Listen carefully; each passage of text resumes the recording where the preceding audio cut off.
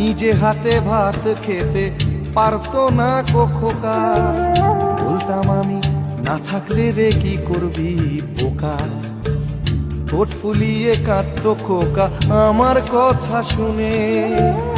খোকা বোধহয় আর কাঁদে না, নেই বুঝি আর মনে।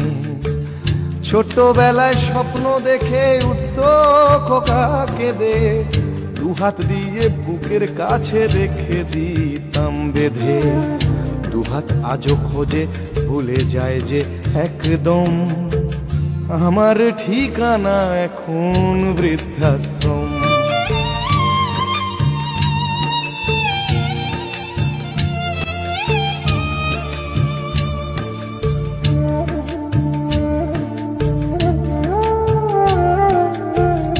খোকারও হয়েছে ছেলে, 2 বছর হলো।